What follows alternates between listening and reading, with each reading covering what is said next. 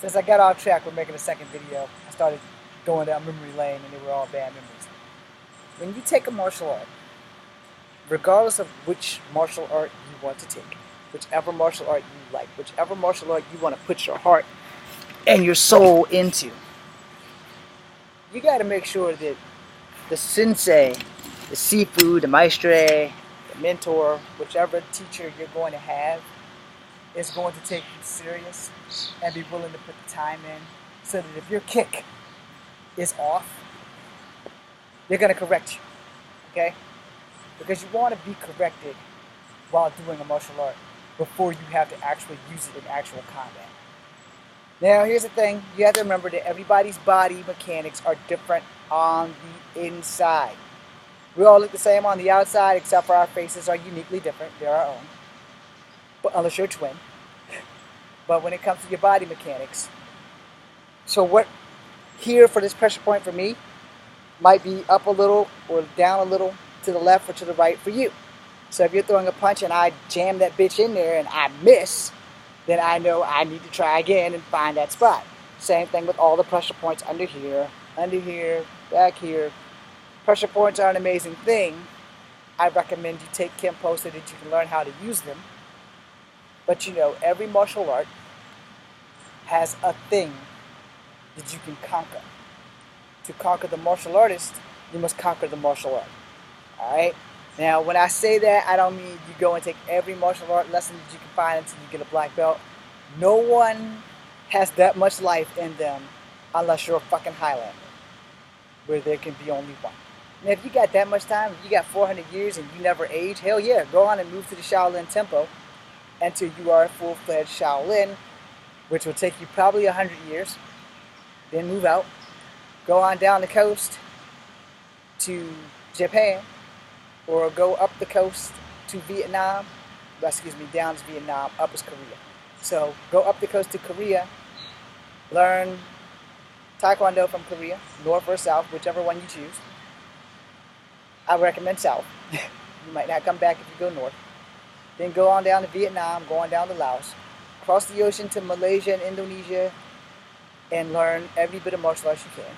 Then go to the Philippines, and so on and so on. Now, if you're an immortal and you can live forever, hell yeah. You got no worries. But you're not. We live in the real world. So you just take what you need. Find what works in the style that you study and keep it, and then move on. Taekwondo. Sample is most of them stop and pop.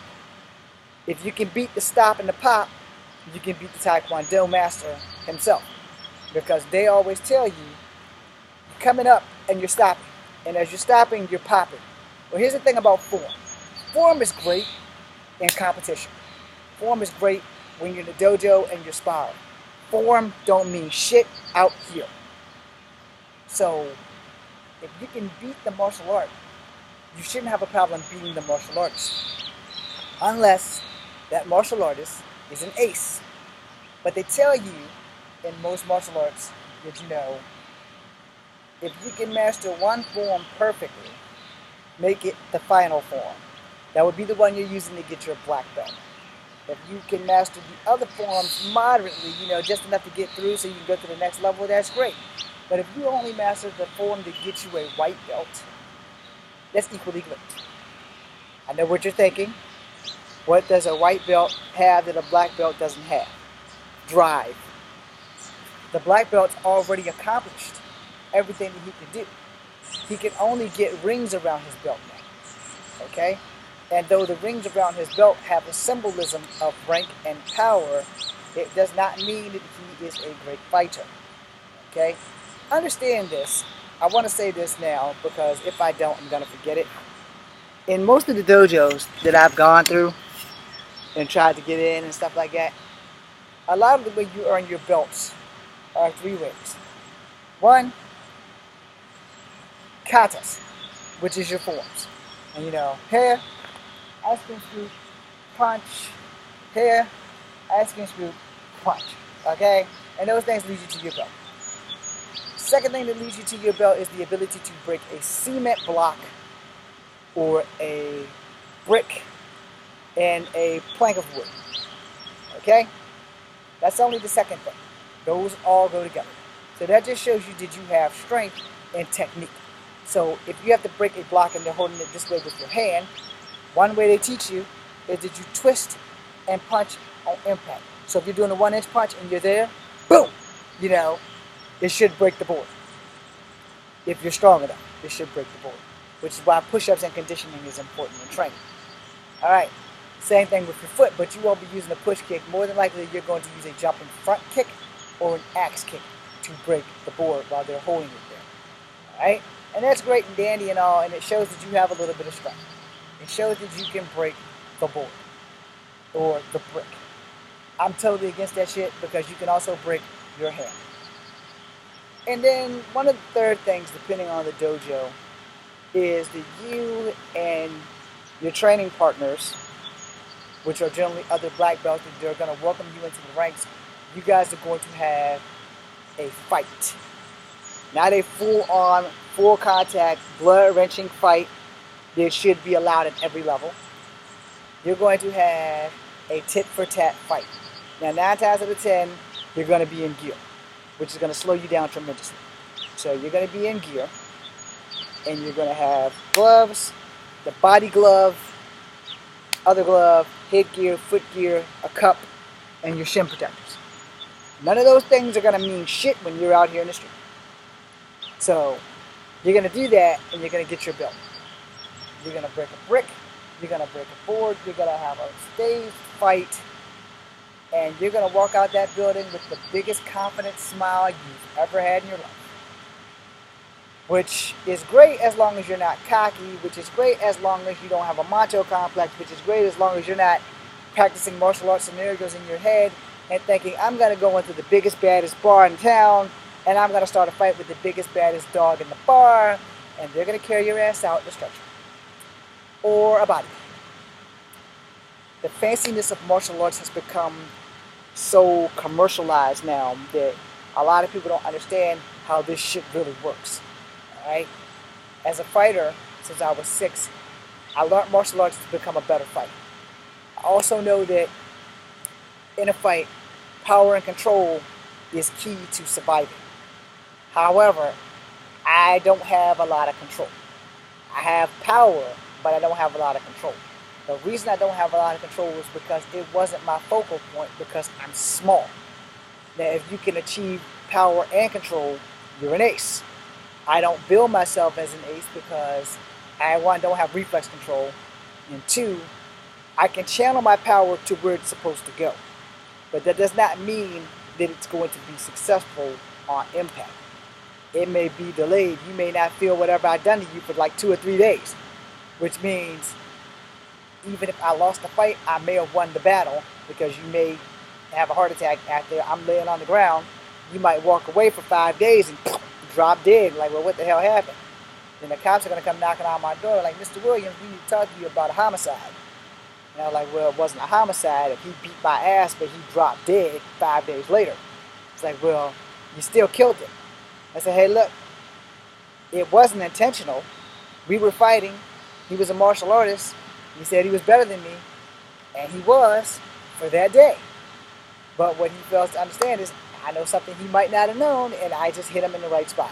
A lot of martial arts, when you are learning martial arts, they don't tell you that it is not how hard you hit, it is where you hit. So when you're taking on martial arts, you need to ask these questions of your sensei. Again, I'm probably pissing off a lot of martial artists right now. And that's fine, because I'd rather you be mad at me than you teach somebody a fucking sham shit where they're paying you thousands of dollars and then they get outside and go get beat up. Because breaking a brick, breaking a board, choreographing a fight, it's not helping you when you get out here. The choreographing a fight is going to help you a little bit more than breaking that brick or that board. Because it's going to teach you what you can be ready for and what you can expect when you're getting attacked by 2 or 3 people. Okay? But that brick breaking, the only person that's going to impress is some chick or the sensei. It might hurt your hand. It may damage your hand. And if I ever get a school, brick breaking and board breaking are out. Period. That's complete useless and complete waste of time. Alright? Bricks and boards don't hit back. I will teach you the right way and the shit you need to use, and the rest is up to you. Either you're gonna get real good or you're gonna get beat up. It's really that simple. A lot of people who take martial arts because they watch a lot of UFC. They take martial arts because they watch a lot of movies, and there's nothing wrong with that. But they don't live martial arts. And so if you want to be a martial artist, as I end this video, because, nope, we're still going. Sorry, I thought I was going to end it, but it's only 10 minutes in. A lot of people take martial arts because they need to exercise. A lot of people take martial arts because they dream of being the next Van Damme, the next Bruce Lee. The same bullshit I'm on. You know, maybe they get lucky, they might get a job as a Power Ranger, because I didn't. Although I would love to have been a Power Ranger, or a Kamen Rider, or somebody where I can exploit more of my martial arts than my dialogue. But anyway, martial arts is more than making movies. It's more than self-defense. You have to live it. Now, I'm not saying for you men or for you women to jump up and go marry an Asian person so that you can eat rice balls and dim sum and other Asian delights and a fuck ton of kimchi. I'm not saying that. I'm keeping it real. It has to be a way of life. It has to be something that you are more than willing to do for the majority of your life. It's not an exercise. It's not a training montage where you can do this 1 or 3 days a week and think that you know something. You literally have to eat it, sleep it, and live it. That does not literally mean you have to go run a Japanese restaurant or Chinese restaurant or Korean restaurant. You have to eat their food all the time. But you have to have that mentality here and here that I'm going to do this until I breathe my last. I love this stuff. I live for this stuff. That's more or less the concept. It's kind of like if I like fried chicken, and I do, I'm going to have fried chicken every night until I get tired of it. Some people never get tired of fried chicken. I do get tired of fried chicken, but I still love chicken. So I'm going to eat chicken. You know, it's just that fact. When you do martial arts, it has to be like that. It has to be like your source for living. Now, don't be afraid to change courses. If you started off in karate, do not be afraid to switch to kung fu. And if you start off in kung fu, do not be afraid to switch to karate. If you start off in capoeira, don't be afraid to switch to taekwondo, or vice versa. Learn, learn, learn. The more you learn, the more you grow. And if you never stop learning, you never stop growing. The ultimate test of being a martial artist is not to obtain a black belt. That is not your goal. That is a small step on a ladder that has no end. Okay? And I say that because here's the truth of the matter.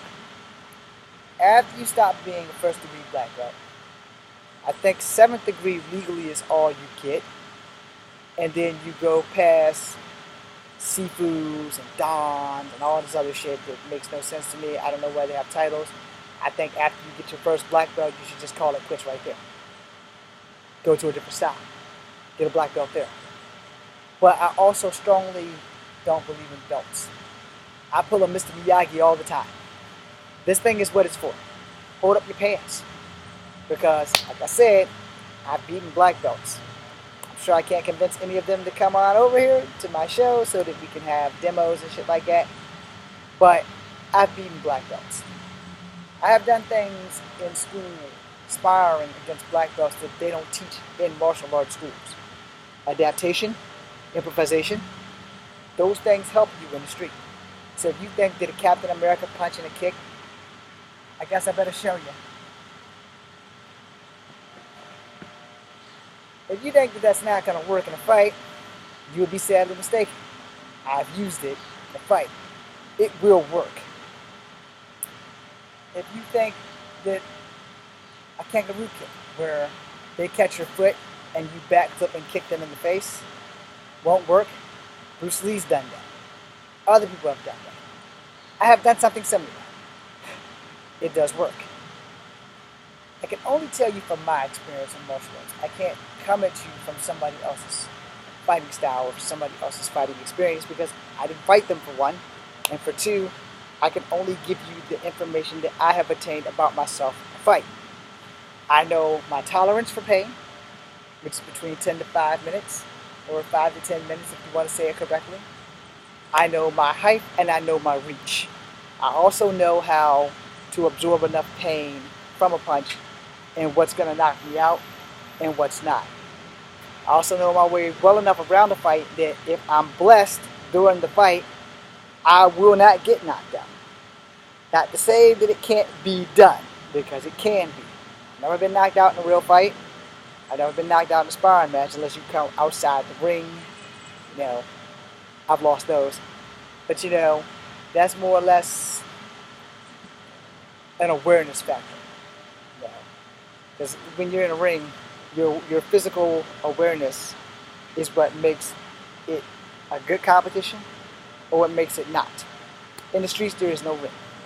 So you need to be aware of everything around you and what you can and can't use. When your back's against the wall, the bricks are your weapon.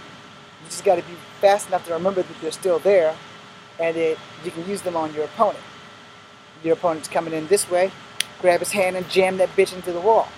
If it's faster than you are, then the only thing you can do is get the hell out of the way, which I would suggest instead of trying to grab his hand and jam it into the wall. You will know your skill level by the first year. And your skill level will improve and improve and improve. But only if you go home and you practice it. If you don't practice it, then you've learned nothing. And then your skill level will not improve. That being said, get your skill level up. I'm going to give you maybe 3 to 5 more minutes of me, and then I'm going to go post these things. But to be fair, as a martial artist, you have to be prepared to lose. You have to be, because you're not going to win them all. Period. Even I have coughed up and admitted to losing sparring matches. Now, I've lost a lot of sparring matches. I've never lost a fight. And the reason that is because a sparring match is planned. A fight is for real. Or to quote Miyagi from Karate Kid 2, the original, this is not no championship tournament, Daniel. This is where you don't fight for points. This time you fight for real. So you have to keep that in mind. As a sparring match, you're basically fighting for points. You're tit-tapping, you know. Bip, bap, point, point, point. Might be illegal up here, but you know, it varies from state to state, tournament to tournament. In a real fight, there are no points. There's a winner and there's a loser. Or, like I like to call it, there are no winners or losers in a real fight, there's just survivors. And if you can survive that battle and you're the one that's standing and you're victorious, that's great. If you can survive that battle and you're not the one standing, that's great too, because you still survived the fight. Keep that in mind. You know, I have certain policies that I don't tend to break, and my number one policy, as I come to it in this video, if I'm fighting you and I win, I'm not going to kick you while you're down, especially if you're out. If you're out cold, fight's over. It's over. It's done. You don't need to mercilessly beat your opponent after you have successfully put them unconscious. Okay? Be honorable and be fair. If you're one of those brutal fighters that just get jollies by kicking people while they're down, don't get mad when that shoe is on the other foot. Because no matter who you beat today, someone else may beat your ass tomorrow. And they may have been there and watched you kick that guy who was down where you have successfully beat his ass. And you just want to add icing on the cake and come up there and just... Okay, what does that prove? It proves that you're a pussy. You already beat him. You successfully beat him. Why do you have to add the icing on the cake? I will make another video about that. The brutality. Okay? I'm James Williams Jr. This is Kung Fu Advocate number 2. Thank you for giving me 20 minutes of your life. And I hope you enjoyed the video. Plus, my battery's low. So I have to record from the inside now.